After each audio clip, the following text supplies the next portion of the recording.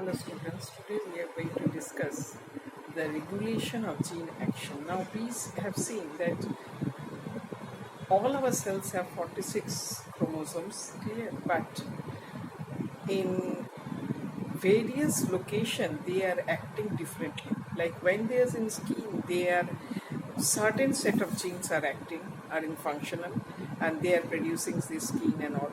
Again, when they are in muscle, then another set of gene is functional and producing the characteristics of the muscle cells. Clear? So likewise, we can see that all these genes are not functional everywhere. Clear? There are certain set of genes. Now, if we go on for the function, we'll find that there are certain genes, like the genes which codes for the respiratory enzymes. Clear?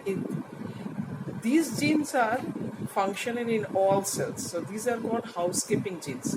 But many genes are there which are functional in a specific location. Clear? In specific cells, is not functional in all cells. Clear? So now, so there must be some regulation when how it will be acting, when and how it will be acting, and when it will be not functioning.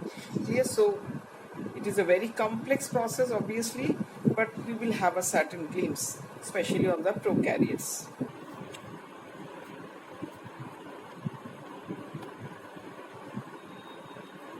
So students, if we go on for the regulation of gene expression, we will find that the gene expression can be regulated in certain levels, like that of the transcriptional level.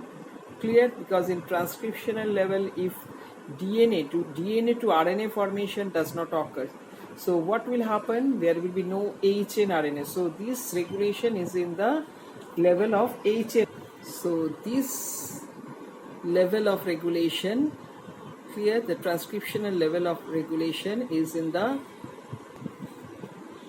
so we can see that HNRNA, if this HNRNA is not produced in eukaryotes, clear, or we don't know that in the prokaryote they don't have such so HNRNAs, if they are not produced, clear, then there will be no chance of formation of the proteins. Now in eukaryotes we have this post-transcriptional processing where this HNRNA is ultimately, by certain processing like splicing, capping, tailing,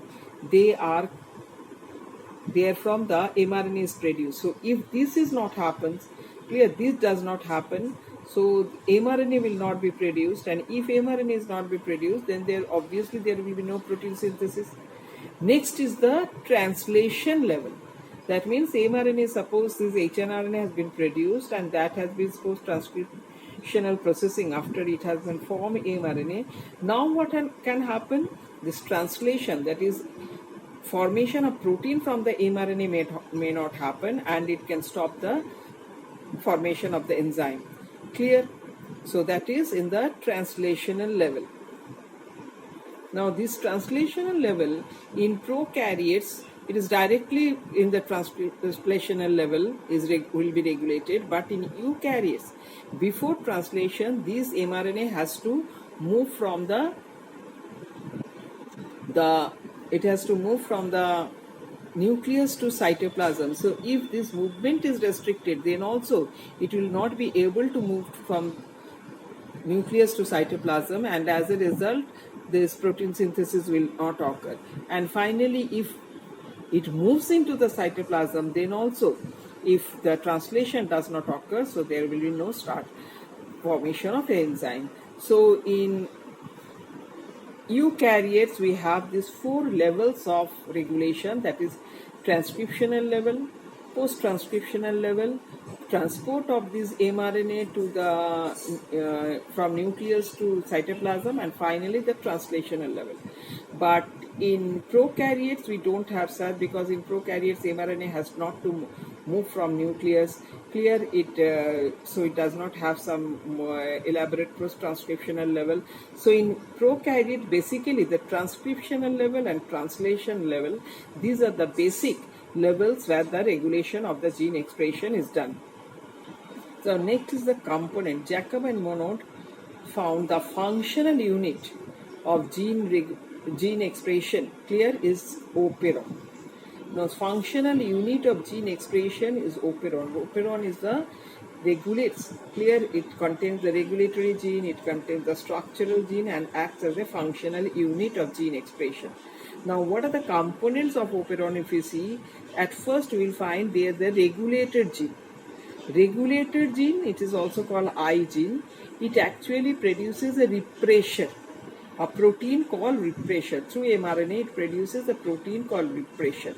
Now, next is the component is the operator gene. Now, when this repressor is produced, if this repressor binds with the operator, clear, the whole system, operon system, is switched off. But if the repressor does not bind with the operator, then the operon system remains switched on. So repressor means it is repressing. When there is repressor binds with the operator, then the operon, whole operon, is switched off. And when it is not binding with the operator, that means repressor is not binding with the operator, the whole operon system is switched on. Next is the promoter gene. Promoter gene actually provides the region where the RNA polymerase, clear, region for the attachment of where from the RNA polymerase gets attached to the operon and starts and will go on for the functioning or formation of the RNA. And finally, this is the structural gene. These are the basically genes which will form the polypeptide. So this contains the codons which will be required for the formation of polypeptide. So these are the components of operon, that is the regulator gene which can produce a protein called repressor.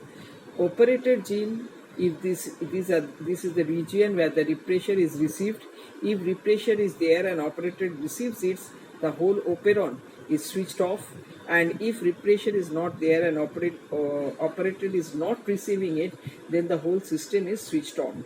Another one is the promoter. It is the binding site of the RNA polymerase, where from the RNA polymerase starts functioning.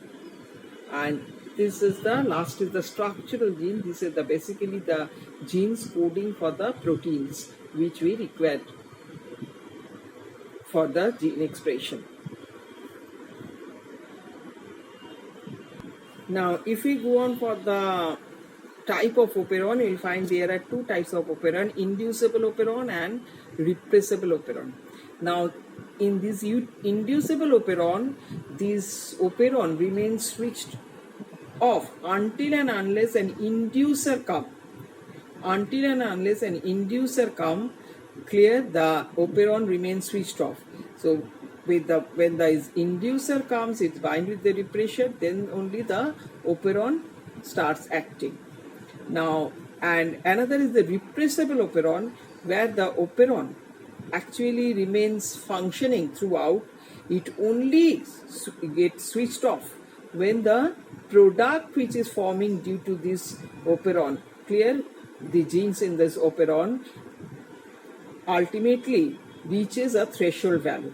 So these repressible operon, they remain switched on throughout, clear, but when the product which is formed by the genes, structural genes of this operon, clear, the products which are produced, clear, ultimately grows to reaches a threshold value, then only this operon, repressor operon, stops or switched off. So this inducible operon is mainly a catabolic in functioning. We find in the lac operon in E. coli, clear, and this repressible operon is mainly in the anabolic reaction, mainly regulating the anabolic reaction. This we find in the tryptophan operon, clear. So